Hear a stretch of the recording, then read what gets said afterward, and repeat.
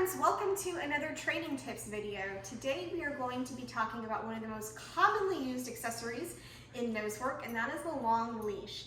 Now many people think that the sport of Nosework is synonymous with having a back clip harness on your dog and a long line, but when we're starting out training, we don't always know why we should be using it or how to train for it.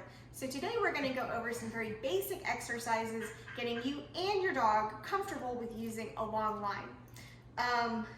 A long leash has pros and cons, and there's no right or wrong answer to whether you should or should not be using one. The main pro of using a long line is that your dog can move around the search area unimpeded by you. They have more area to explore and more freedom to search out that scent cone. And you, as a handler, can be an observer of the dog's behavior more than an influencer of the dog's behavior, allowing you to pick up on those changes of behaviors or indication behaviors as the dog is working at a distance. Now, a con of a long line is that they can be very cumbersome to carry around with you. And think about a novice interior search in AKC may only be 100 to 200 square feet. Therefore, it is probably not necessary for you to have your dog on a 12-foot leash to search a 10 by 10 room. You may feel more clumsy carrying it around and that you're doing more spooling up of your leash or worrying about dropping it on the floor than you are actually of watching your dog work.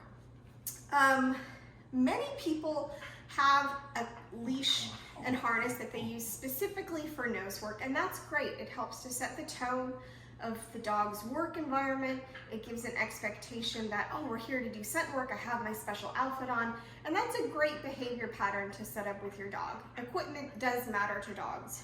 However, you have to make sure you're utilizing it correctly, and that's what the exercises today are going to work on.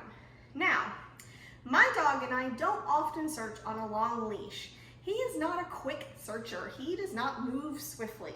So for us, most of the time, we work on a 6-foot leash. Now, over the years, we have established enough of a relationship together that I have learned to stay out of his way, and he's learned to communicate really effectively with me at the end of a 6-foot leash. However, if I have a really big search area, like in exteriors, I'll probably put him on a long line just to give him a little more freedom. And since he's an older dog now, I don't worry as much about him using the freedom of the long leash to go find a tree to pee on. So let's talk about what we're gonna do today. You'll need your dog and his setup and long leash.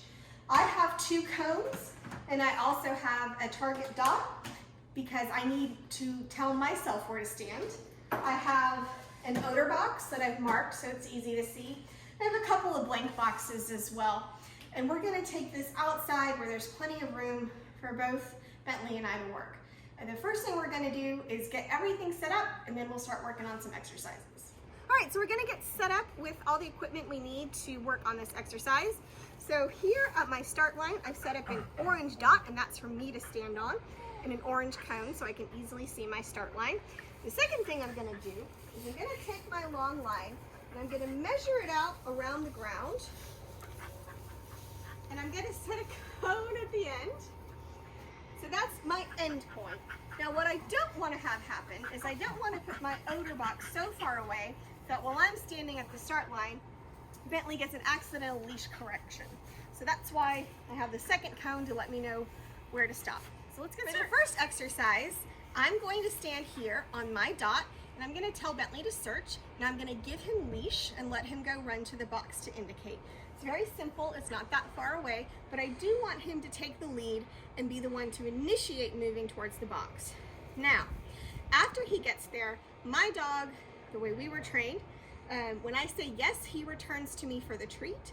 But if your training style is to reward at source, you can run up to the box with your treat and reward your dog at the source. It doesn't matter which one you do, and you get a little more exercise if you reward at source. Okay. Search. Yes. Good boy. Okay, ready? Bentley, search. Yes. Good boy. Bentley, search. Yes. Good boy. repetition, I'm going to move the box a little bit further to my end cone, but I want to be careful about how I hold my leash. So my leash has a loop on the end, which I put on one hand, and then I control my dog with the left hand. So when my dog is moving away from me, it's very easy for me just to drop my left hand and allow him to have more leash to go to the box. Now, if I wanted to do some detailing or control my dog, it's also very easy for me just to pick up the left-hand side, then I get a little bit more control to steer. But today is all about freedom. So I'm gonna let him have as much leash as he wants to get to that box. Ready? Search. Yes. Good boy. Gently search. Yes. Good job. Ready? Search. Yes. Nice boy. For the last exercise in this segment, I have put my box all the way at the end towards the cone, and I'm going to give Bentley lots of leash to go work. Okay, ready? Search. Yes. Good boy. Ready? Search. Yes. Good job. Good boy. Ready? Belly search. Yes. All right. Good dog. I can make this exercise one step more difficult by adding in some blank dummy boxes before the odor box, just to make it a little more realistic for Bentley to search. Yes. Good boy. Good boy. Ready? Search.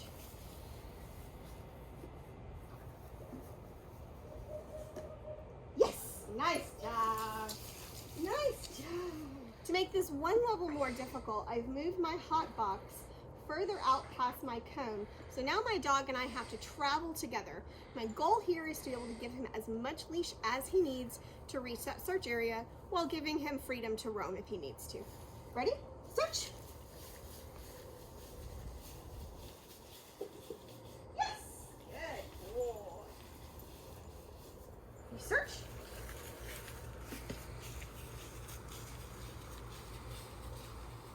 Yes. Good boy. Very good. So it's important in AKC scent work to not let your leash tail drag on the ground. So that means that handling like this with a trailing tail is not okay. It does disturb the search area, and you don't want to contaminate the search area with your leash smell or doggy smells or anything else. So that's why keeping a firm hand on one end of the loop, using your other hand to steer, control, or choke up on the leash is vital to having good working line with the long leash. You search? Let's go.